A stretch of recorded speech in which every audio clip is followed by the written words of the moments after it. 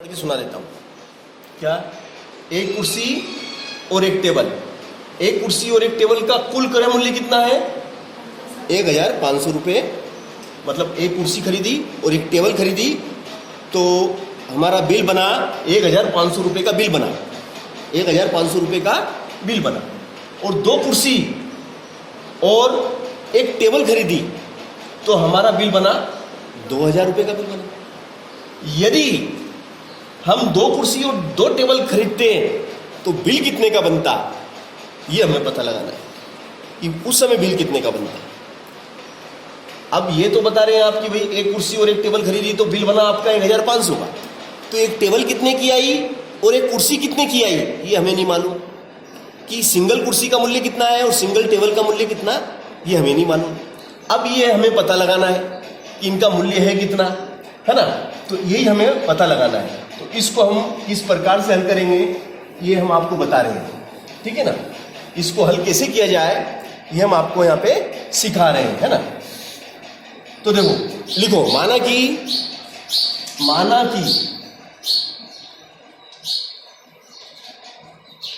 एक कुर्सी का क्रय मूल्य, एक कुर्सी का क्रय मूल्य हमने मान लिया 100 रुपये। एक कुर्सी का क्रय मूल्य हमने क्या मान लिया? एक कुर्सी का क्रय मूल्य 100 रुपये तथा एक मेज के टेबल, एक टेबल का क्रय मूल्य हमने मान लिया Y रुपये। क्या मान लिया? Y रुपये। एक टेबल कितने की? बोले Y रुपये की। एक कुर्सी कितने की? बोले 100 रुपये की। हमने सवाल में पहले आपको क्या बताया था? हमने सवाल में बताया कि भैया एक कुर्सी और एक टेबल तो बिल कितना बना हमारा? 1500। प्रश्नानुसार यह लिख दो, प्रश्नानुसार। प्रश्न के अनुसार क्या है?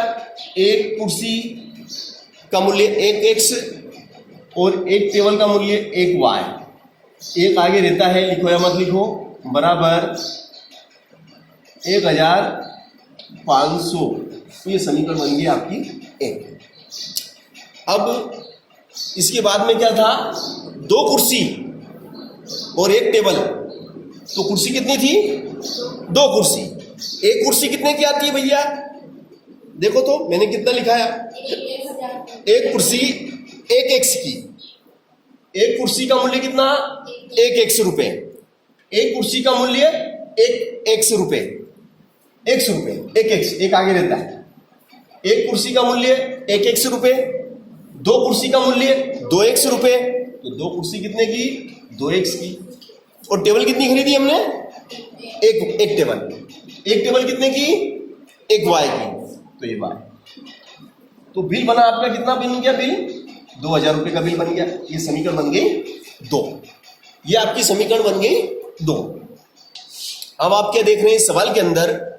इस सवाल में आप देख रहे हैं कि ये भी y और ये भी y, दोनों सेम है ना। तो अब इस स्थिति में हमें इस y को विलोपित करना है।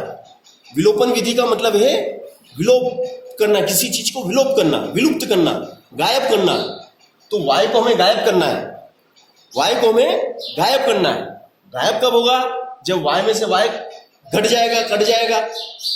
तो ये भी धन का और ये भी धन का। देखो जैसे ये 4 है और ये भी 4 है, तो अब इनको 0 लाना है, मतलब गायब करना में। तो एक को ऋण का बना दो, एक को ऋण का बना दो। तो धन और ऋण क्या हो गया? 0। 0 मतलब कुछ भी नहीं है, ही नहीं वो चीज। मेरे पास पैसे नहीं है मतलब 0 रुपये, है ना। तो हम क्या करेंगे? इस नीचे वाली समीकरण के चिन्ह बदल देंगे। नीचे वाली समीकरण के चिन्ह बदल देंगे। और चिन्ह बदल देंगे मतलब जब भी चिन्ह बदलते हैं तो क्या लिखना पड़ता है? घटाने पर लिखना पड़ता है। जब भी चिन्ह बदलेंगे तो घटाने पे। तो 2x धन का है, आगे कुछ नहीं मतलब धन है। अब ये धन का नहीं रहेगा, अब ये ऋण का हो गया। ये धन का y है, अब ये धन का y नहीं रहेगा, अब ये ऋण का y हो गया। ये 2000 धन के हैं, मगर अब ये धन के नहीं रहेंगे, अब ये ऋण के रहेंगे, ये ऋण के हो गए। समझ गए ना, ये ऋण के हो गए। चलो तो देखो अब ध्यान से देखेंगे आप, ये ऋण का y और ये धन का y कट गया, तो यहाँ पे कुछ नहीं, एक है ना, यहाँ पे कुछ नहीं, एक है, तो 2x और 1x कितने हो गए, 2x और 1x कितने हो गए, नहीं सॉरी, ऋण के 2x और ये धन का 1x। देखो ये ऋण का 2 है और ये धन का 1 है, तो ऋण के 2x और धन का 1x कितना हुआ, ऋण का 1x, तो ऋण का 1x, और एक लिखते नहीं है, एक ऑलरेडी अंडरस्टूड रहता है। चलो अब ये ऋण के 2000, ये ऋण के कितने 2, और ये धन के कितने, धन के 1500 है ना, 1500। अब 2000 ऋण के, धन का 1500, तो बताओ कितना बचेगा, ऋण के 500। ऋण की ज्यादा है तो ऋण का निशान बचेगा, ऋण की ज्यादा है तो ऋण का निशान बचेगा, और ऋण से ऋण कट गया तो x बराबर कितना आया आपका, x बराबर कितना हो गया 500।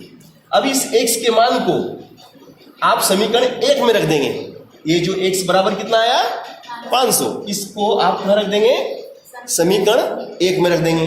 चलो यहां तक उतार लिया सबने, वेरी गुड। अब हम क्या करते हैं भैया, इस x के मान को यहां रख देते हैं समीकरण 1 में। ये x का मान कितना था 500, इस x को उठाया और x की जगह कितने को बिठा दिया, 500 को बिठा दो, बिठा दिया 500, तो y बराबर कितना हो जाएगा भैया, देखो ये धन के 500 उठ के उधर जाएंगे तो ऋण के 500 हो जाएंगे, हो गए ना ऋण के 500, तो y बराबर कितना बचा भैया, कितना बच गया 1000, y बराबर 1000। ये 1000 किसकी कीमत है, 1000 रुपए किसकी कीमत है बताओ, ये किसकी कीमत है, 1000 रुपए मैंने किसकी लिखाई थी, ये किसकी कीमत है, एक टेबल कितने की आएगी, 1000 रुपए की एक टेबल आएगी, और कुर्सी कितने की आएगी 500 की, क्योंकि एक चीज है 500 है ना, तो एक कुर्सी 500 की और एक टेबल 1000 की। और सवाल में मैंने आपसे आखिरी में क्या पूछा था, आखिरी में मैंने आपसे क्या पूछा था, 2 कुर्सी और 2 टेबल का बिल कितना बनेगा। 2 कुर्सी बोले तो 2x, क्योंकि एक कुर्सी का मूल्य 1x रुपए, तो 2 कुर्सी का मूल्य 2x रुपए, और 2 टेबल बोले तो 2y, तो देखो 2 और x का वैल्यू कितना है बताओ 500 है ना, प्लस 2, और y का वैल्यू कितना 1000 इज 1000, तो 500 दूना 1000 और 1000 दूना 2000, वेरी गुड, 1000 दूना 2000, तो कितना बिल बना बेटा आपका 3000 का बिल बनेगा। ये 3000 रुपये दोगे, 3000 रुपये दोगे ना, तो 2 कुर्सी और 2 टेबल घर पे लेके आओगे। 2 कुर्सी और 2 टेबल घर पे कब आएगी, जब हम 3000 का भुगतान करेंगे, ठीक है ना।